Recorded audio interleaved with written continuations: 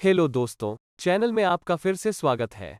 चूंकि हमें market structure से वॉल्यूम्स तक प्राइस एक्शन के फंडामेंटल्स की उचित समझ है, इसलिए हम विभिन्न प्राइस एक्शन स्ट्रैटेजीज को सीखने के लिए तैयार हैं, जिन्हें हम डिफरेंट मार्केट कंडीशंस के तहत डिप्लॉय कर सकते हैं। हम जिस पहली स्ट्रैटेजी पर चर्चा करने जा रहे हैं, वो ब्रेकआउट्स है। आप पूछ सकते हैं कि ब्रेकआउट्स क्यों? बात बस इतनी है कि ब्रेकआउट ट्रेडिंग रोमांचक हो सकती है। कीमत जल्दी से आपके फेवर में हो जाती है और ऐसा लगता है कि आप एक लहर की सवारी कर रहे हैं और साथ ही बहुत सारा पैसा कमा रहे हैं। हालांकि इसके विपरीत ब्रेकआउट ट्रेडिंग काफी पेनफुल भी हो सकती है। उदाहरण के लिए, आप देखते हैं कि प्राइस रेजिस्टेंस से ऊपर ब्रेकआउट हो रही है। बनने वाली कैंडल बड़ी और बुलिश होती हैं और आपको तुरंत फियर ऑफ मिसिंग आउट हो जाता है, इसलिए आप लॉन्ग ट्रेड लेने का फैसला करते हैं। और जैसे ही आप स्ट्रॉन्ग अप मूव की उम्मीद में ट्रेड में एंटर करते हैं, प्राइसेस 180 डिग्री रिवर्स हो जाती है। और इससे पहले कि आप इसे जानें, आपने हाइस खरीद लिया और अब आपका स्टॉप लॉस हिट हो गया है। और यदि आपने स्टॉप लॉस ऑर्डर नहीं दिया है, तो आप देखेंगे कि आपका अकाउंट ब्लीड कर रहा है। मुझे उम्मीद है कि आप में से कुछ लोगों के साथ ऐसा हुआ होगा। ये हमें एक महत्वपूर्ण प्रश्न पर लाता है। मैं हाई प्रोबेबिलिटी वाले ब्रेकआउट ट्रेड्स के लिए कैसे फिल्टर करूं और कैसे पता करूं कि किन ट्रेड्स से बचना है? हमने इस प्राइस एक्शन कोर्स के 6th एपिसोड में ब्रेकआउट्स और रिवर्सल ट्रेड्स को गवर्न करने वाले बेसिक आइडियाज के बारे में बात की है। मैं चाहता हूं कि आप लोग पहले उस वीडियो को देखें, क्योंकि ये वीडियो एपिसोड 6 में सीखी गई कॉन्सेप्ट्स का एक कंटिन्यूएशन होगा। और इस कॉन्सेप्ट को पूरी तरह से समझने के लिए उस एपिसोड को पूरी तरह से देखें और फिर इस वीडियो को देखें। ठीक है, एक ब्रेकआउट तब होता है जब कीमत एक पर्टिकुलर लेवल से आगे बढ़ जाती है। ये केवल कोई रैंडम लेवल्स नहीं, बल्कि एक लेवल ऑफ इंपॉर्टेंस या एरिया ऑफ वैल्यू होना चाहिए। एरिया ऑफ वैल्यू, सपोर्ट या रेजिस्टेंसेस, ट्रेंड लाइंस या मूविंग एवरेजेस से कुछ भी हो सकता है।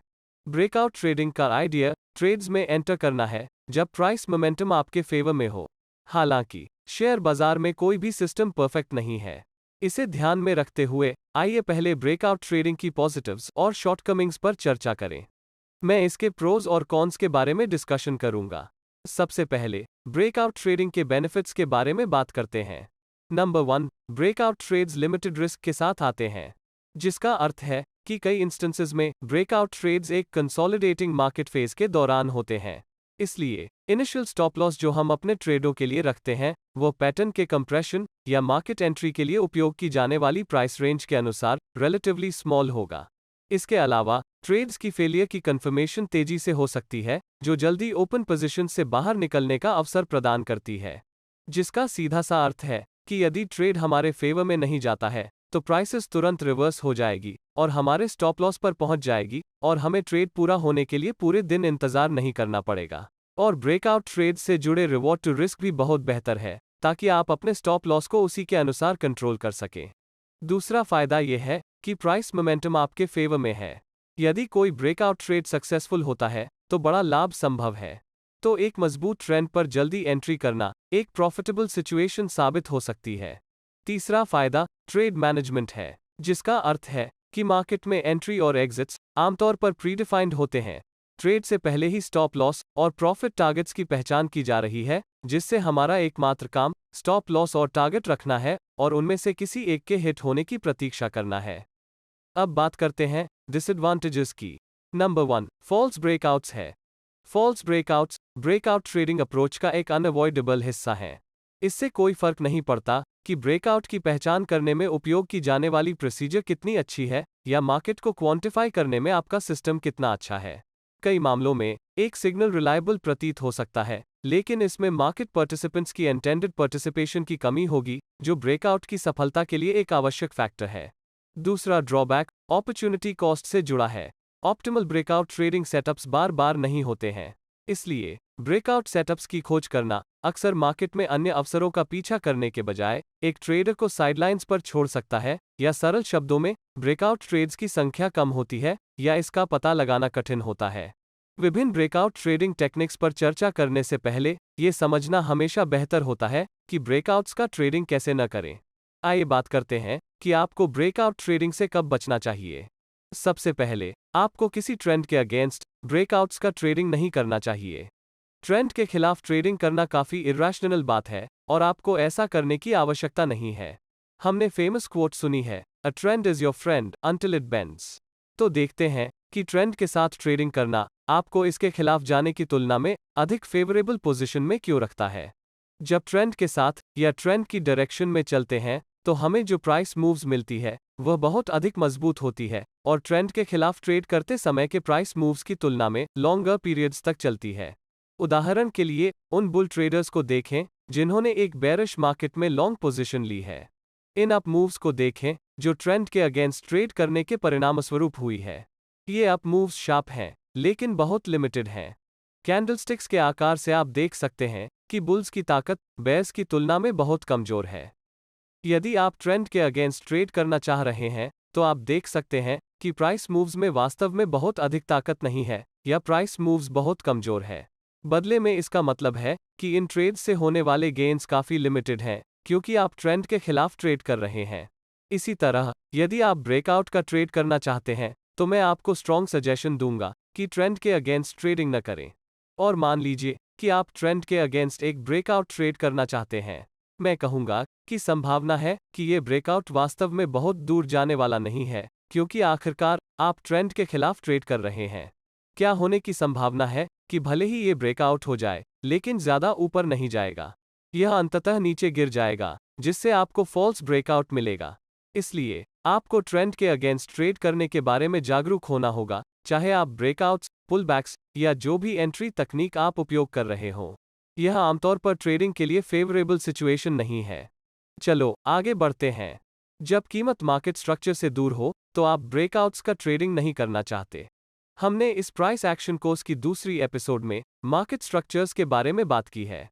सबसे महत्वपूर्ण बात जो मुझे आपको बतानी है वह यह है कि आप जो भी मार्केट्स देख रहे हैं, चाहे वह बुलिश हो या बेरिश हो, किसी भी टाइम फ्रेम में, चाहे वह स्विंग या इंट्राडे टाइम फ्रेम हो, जिन प्रिंसिपल्स पर हम चर्चा कर रहे हैं वे अनिवार्य रूप से सभी सिचुएशंस के लिए इक्वल हैं और सभी पर समान रूप से अप्लाई होता है। चाहे वो 4 घंटे की टाइम फ्रेम हो, डेली, वीकली या आवरली टाइम फ्रेम हो, यह उन सभी पर समान रूप से अप्लाई होती है।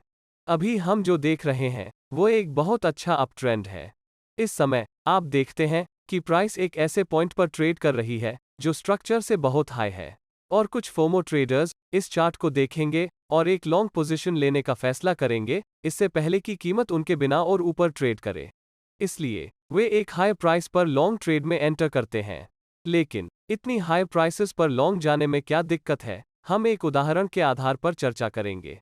इसके बारे में सोचो, आप अपना स्टॉप लॉस कहां लगाने जा रहे हैं? या दूसरे शब्दों में, स्टॉप लॉस लगाने के लिए आपके लिए लॉजिकल प्लेस कहां है?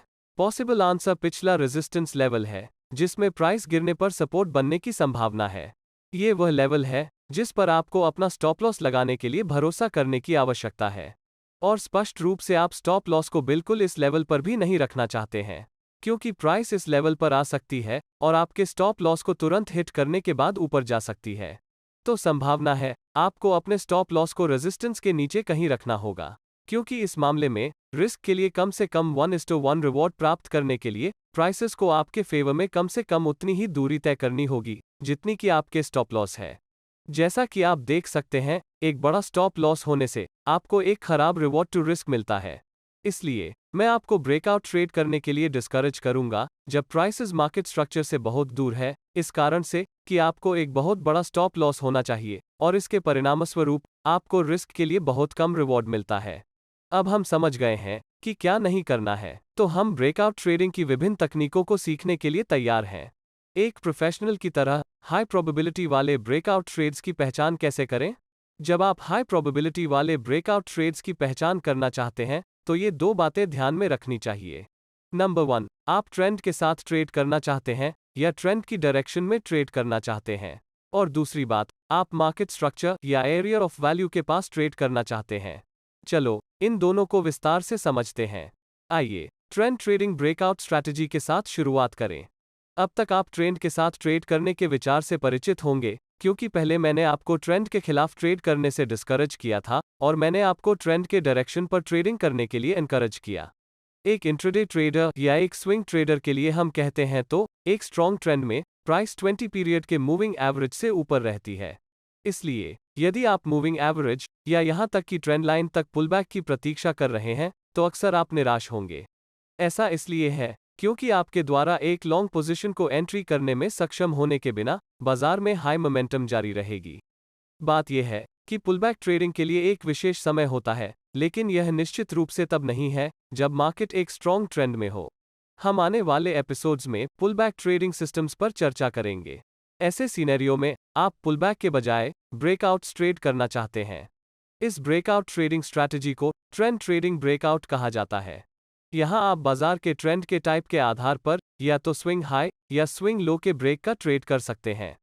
आइए एक उदाहरण से समझते हैं कि ये कैसे काम करता है। मान लें कि बाजार एक मजबूत ट्रेंड में है और प्राइस 20 पीरियड मूविंग एवरेज का रिस्पेक्ट करती है। इस ट्रेड का आइडिया प्रीवियस स्विंग हाइस के ऊपर ब्रेकआउट्स खरीदना है। आप देख सकते हैं कि प्राइसेस कंसोलिडेट हो गई है और ऊपर ब्रेकआउट हो गई है। प्राइस एक फ्लैग पैटर्न बनाने जैसा दिखता है, तो आप संभवतः ब्रेकआउट्स पर एक लॉन्ग ट्रेड कर सकते हैं। इस मामले में आपके फेवर में एक ट्रेंड है, इसलिए ट्रेंड की डायरेक्शन में ब्रेकआउट का ट्रेड करना उचित है। ऐसा करने से आप ट्रेड को आपके फेवर में काम करने की लाइक्लीहुड बढ़ा देंगे। इस ट्रेड के लिए सबसे अच्छी एंट्री ब्रेकआउट कैंडल हाइस के ऊपर होगी। अंतिम चीज जो आपको करनी है वो इस पोजीशन से एग्जिट करने की योजना है। नंबर 1, जब आप गलत हो तो एग्जिट करना है। यह आपके स्टॉप लॉस को रेफर करता है। आपको खुद से पूछना चाहिए, अगर बाजार मेरे खिलाफ चलता है तो मैं चार्ट के किस पॉइंट पर ट्रेड से एग्जिट हो जाऊंगा। एक गाइडलाइन के रूप में आपका स्टॉप लॉस उस लेवल पर होना चाहिए जहां प्राइस पहुंचने पर आपके ट्रेडिंग सेटअप को इनवैलिडेट कर देगा। इसका सीधा सा मतलब है कि आपको अपना स्टॉप लॉस उस लेवल पर रखना होगा जो आपको लगता है कि आपके द्वारा लिए गए ब्रेकआउट ट्रेड को इनवैलिडेट कर देगा। इस मामले में अपने स्टॉप लॉस को स्विंग लोज के नीचे 180 आर बफर के साथ सेट करें, या आप बस स्टॉप लॉस को ट्रेंड लाइन के नीचे या 20 मूविंग एवरेज से भी नीचे रख सकते हैं। दूसरा एग्जिट तब होता है जब आप सही होते हैं। क्या होगा अगर बाजार आपके फेवर में चलता है, तो आप अपने ट्रेड से कैसे बाहर निकलेंगे? ये टारगेट निर्धारित करने के बारे में है। मेरा सजेशन ट्रेंड की सवारी करना है, जिसका अर्थ है कि कीमत के और भी बढ़ने की अच्छी संभावना है। एक इंट्राडे ट्रेडर के लिए अपने टारगेट को अगले पोटेंशियल हाई पॉइंट या स्विंग हाई के रूप में रखें, जो वास्तव में पहचानना मुश्किल है, या ये नियरेस्ट रेजिस्टेंस लेवल भी हो सकता है।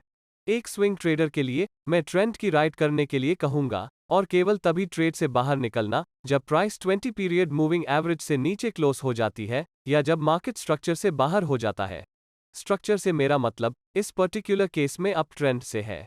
जब बाजार एक हायर हाई या हायर लो बनाना बंद कर देता है, तो ये ट्रेड से बाहर निकलने का समय होता है। आप उचित मॉडिफिकेशंस के साथ डाउन ट्रेंड के लिए समान एंट्रीज और एग्जिट्स रख सकते हैं। दूसरी स्ट्रैटेजी पर चलते हैं, जिसमें मार्केट स्ट्रक्चर या एरिया ऑफ वैल्यू के पास ट्रेडिंग करना शामिल है। इससे पहले हमने चर्चा की है कि जब प्राइस मार्केट स्ट्रक्चर से बहुत दूर होती है, तो इसका वास्तव में कोई मतलब नहीं होता है, क्योंकि आपका स्टॉप लॉस इतना बड़ा है और आपको रिस्क के लिए बहुत खराब रिवॉर्ड मिलेगा। लेकिन क्या होगा यदि आप ब्रेकआउट्स का ट्रेड कर रहे हैं जब प्राइस मार्केट स्ट्रक्चर के करीब है? इस उदाहरण में आप रेजिस्टेंस का एरिया देख सकते हैं। जैसा कि आप जानते हैं कि मार्केट में रेजिस्टेंस एक ऐसा एरिया है जहां संभावित रूप से सेलर्स आएंगे या जहां सप्लाई डिमांड से अधिक है।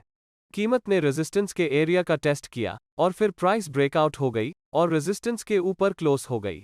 ये रेजिस्टेंस का ब्रेकआउट है जो स्विंग हाइस के ब्रेकआउट से थोड़ा अलग है। क्योंकि रेजिस्टेंस चार्ट्स में अधिक रिस्पेक्टेड एरिया है, इसलिए ट्रेड्स की सफलता की संभावना अधिक होती है। यदि आप अभी एक लॉन्ग ट्रेड करना चाह रहे हैं, तो अपना स्टॉप लॉस लगाने के लिए लॉजिकल लेवल कहां है? इसका उत्तर स्टॉप लॉस को इस previous resistance turn support level से नीचे रखना होगा। आप अपने स्टॉप लॉस को प्रीवियस रेजिस्टेंस के नीचे कहीं रख सकते हैं। तो ये पहले के मामले की तुलना में बहुत टाइटर स्टॉप लॉस है। ज्यादा टाइट स्टॉप लॉस के साथ आपको रिवॉर्ड टू रिस्क बेहतर मिलेगा, क्योंकि आपको प्रॉफिट देना शुरू करने के लिए प्राइस को आपके फेवर में बहुत अधिक मूव करने की आवश्यकता नहीं है। यह आपको अधिक फेवरेबल रिवॉर्ड टू रिस्क देता है, क्योंकि आपका स्टॉप लॉस बहुत टाइट है। और आपके पास अधिक टाइटर स्टॉप लॉस क्यों है? ऐसा इसलिए है क्योंकि आप मार्केट स्ट्रक्चर के बहुत करीब ट्रेड कर रहे हैं, जब पिछले उदाहरण की तुलना में जहां मार्केट स्ट्रक्चर बहुत दूर थे, और उस सिनेरियो में ट्रेड करने का कोई मतलब नहीं है। ट्रेड कब करना है, इसकी पहचान करना उतना ही महत्वपूर्ण है जितना कि ट्रेड कैसे करना है। मार्केट स्ट्रक्चर के पास ब्रेकआउट ट्रेडिंग को 3 टाइप्स में क्लासिफाई किया जा सकता है। सबसे पहले बिल्डअप के साथ ब्रेकआउट ट्रेडिंग है।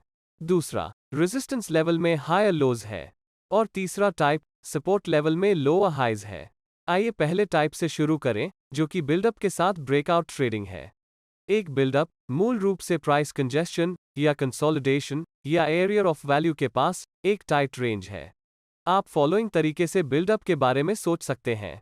बहुत सारे ट्रेडर्स रेजिस्टेंस पर प्राइसेस को कंसोलिडेट करते हुए देखेंगे और ये ट्रेडर्स रेजिस्टेंस पर या कहीं रेंज के बीच में एक शॉर्ट ट्रेड करेंगे और वे अपने स्टॉप लॉस को रेजिस्टेंस के ऊपर रखेंगे। वे ऐसा इसलिए करेंगे क्योंकि रेजिस्टेंस लेवल पर शॉर्ट जाने में समझदारी है। लेकिन इस पर गहराई से विचार करें। यदि प्राइस रेजिस्टेंस पर कंसोलिडेट हो रही है तो ये वास्तव में आपको क्या बताता है? आप जानते हैं कि रेजिस्टेंस एक पोटेंशियल एरिया है जहां सेलर्स आ सकते हैं और प्राइस को और नीचे गिरा सकते हैं। लेकिन इस उदाहरण में प्राइस रेजिस्टेंस के एरिया में कंसोलिडेट हो रही है। सेलर्स कहां हैं? वे कीमत क्यों नहीं गिरा रहे हैं और ऐसा क्यों है?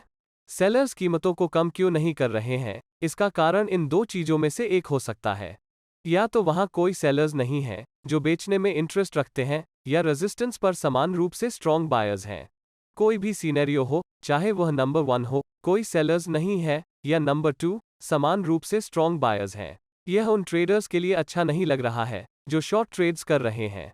इसके अलावा रेजिस्टेंस लेवल के ऊपर कंसोलिडेट हुआ स्टॉप लॉस ऑर्डर्स का क्लस्टर स्मार्ट मनी या बड़े प्लेयर्स के लिए वास्तव में रेजिस्टेंस ब्रेकआउट के लिए प्रोत्साहन पैदा करेगा, ताकि वे रेजिस्टेंस के ऊपर मार्केट को ले जाने के लिए in by stop loss orders का लाभ उठा सकें।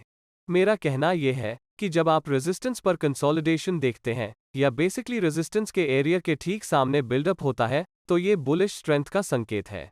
फिर से इस सिनेरियो में मैं एक लॉन्ग ट्रेड करना चाहूंगा, या मेरी ट्रेड एंट्री तब होगी जब कीमत ब्रेकआउट कैंडल हाइस के ऊपर ट्रेड करेगी और मैं अपना स्टॉप लॉस रेजिस्टेंस लेवल के नीचे रखूंगा, यानी बिल्डअप या कंसोलिडेशन के लो से नीचे, या आप इसे रेजिस्टेंस के नीचे ATR वैल्यू के लगभग 2 गुना बफर के साथ रख सकते हैं।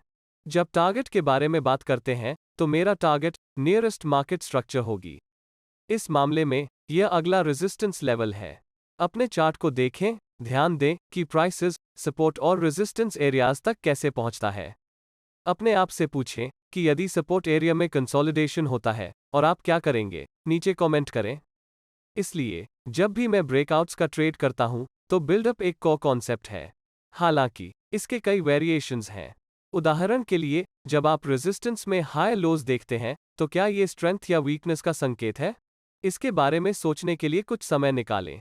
जब आप रेजिस्टेंस में हाई लोज देखते हैं तो ये क्या इंडिकेशन देता है? यह आपको बताता है कि ज्यादा सेलिंग प्रेशर नहीं है या सेलर्स कमजोर हैं। इसने ये भी संकेत दिया कि हायर प्राइसेस का सपोर्ट करने के लिए मजबूत बाइंग प्रेशर है। और ध्यान देने वाली अंतिम बात यह है कि रेजिस्टेंस के ऊपर क्लस्टर किए गए बाय स्टॉप लॉस ऑर्डर्स हैं जो उन सेलर्स द्वारा रखे जाते हैं जिन्होंने रेजिस्टेंस से शॉर्ट ट्रेड किए हैं। स्पष्ट रूप से ये बुलिश स्ट्रेंथ का संकेत है। अब आप इस चार्ट पैटर्न से परिचित हो सकते हैं। इसे एक असेंडिंग ट्रायंगल पैटर्न कहा जाता है। इसलिए यदि आप इस तरह का पैटर्न देखते हैं तो इसका मतलब है कि मार्केट में अपवर्ड प्राइस मोमेंटम आ सकती है। यहां भी ठीक ऐसा ही सिचुएशन है। इस मामले में आपको लॉन्ग पोजीशंस लेनी चाहिए। Trade entry breakout candle high से ऊपर होनी चाहिए और आपका stop loss most recent high low से थोड़ा नीचे होना चाहिए। और अंत में ट्रेड के लिए आपका टारगेट नेक्स्ट नियरेस्ट रेजिस्टेंस होना चाहिए, या ये फर्स्ट हाई लो लेवल और रेजिस्टेंस लेवल के बीच की डिस्टेंस के बराबर होना चाहिए जिसे रेजिस्टेंस लेवल से ऊपर प्रोजेक्ट करे। अब आइए एक ऐसी स्थिति पर नजर डालते हैं जहां प्राइस ब्रेकडाउन हो जाती है। हमने पहले जो सीखा है यह उसका ऑपोजिट है। जब भी आप सपोर्ट लेवल में लोअर हाइज देखते हैं तो यह आपको 3 चीजें बताता है। नंबर 1, बाइंग का कोई प्रेशर नहीं है या बायर्स कमजोर हैं। नंबर 2, सेलिंग का जबरदस्त दबाव प्राइसेस को और भी नीचे धकेल रहा है।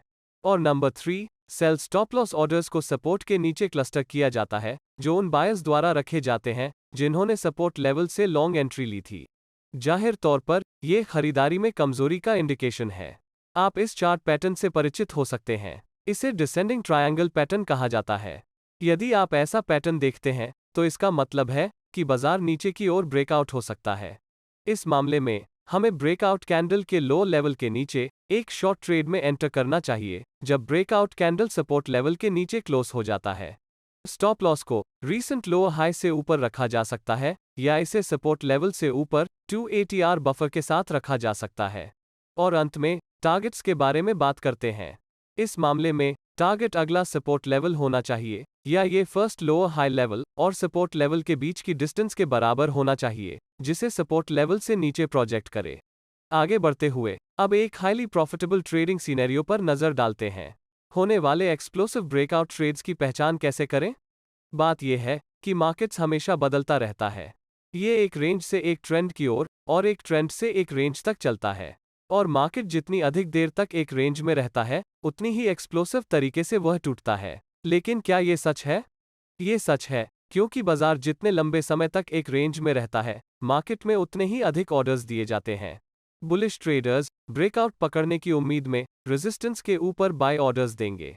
इसी तरह बेरिश ट्रेडर्स रेजिस्टेंस पर शॉर्ट ट्रेड्स करेंगे और वे रेजिस्टेंस के ऊपर अपना बाय स्टॉप लॉस ऑर्डर्स देंगे। जैसे जैसे समय बीतता जाएगा, आपको रेजिस्टेंस लेवल के ऊपर भारी क्वांटिटीज में बाय ऑर्डर्स मिलेंगे। किसी मौके पर अगर प्राइस रेजिस्टेंस से बाहर ब्रेकआउट होने में सफल हो जाता है, तो ये बाय ऑर्डर्स के इन सभी क्लस्टर्स को ट्रिगर करेगा, जो मजबूत बाइंग प्रेशर को प्रेरित करेगा और बाजार को ऊपर ले जाएगा। इसलिए यदि आप हाई प्रॉफिटेबिलिटी वाले एक्सप्लोसिव ब्रेकआउट ट्रेड्स की पहचान करना चाहते हैं, तो आपको मार्केट्स के लंबे समय तक एक रेंज के भीतर रहने पर पूरा ध्यान देना होगा, क्योंकि प्राइस एक रेंज में जितना अधिक समय तक रहता है, उतना ही एक्सप्लोसिव ब्रेकआउट होता है और हम अधिक लाभदायक बनते हैं। इस वीडियो के लिए बस इतना ही। मुझे उम्मीद है कि आपको सब कुछ समझ में आ गया होगा। आपके लिए इन तकनीकों का बैकटेस्ट करना भी उतना ही महत्वपूर्ण है और सुनिश्चित करें कि यह आपके लिए काम करती है या नहीं। अगर आपने आज कुछ नया सीखा है, तो कृपया इस वीडियो को लाइक करें और आने वाले एपिसोड्स के लिए कृपया चैनल को सब्सक्राइब करें। मैं आप लोगों से अगले एपिसोड में मिलूंगी।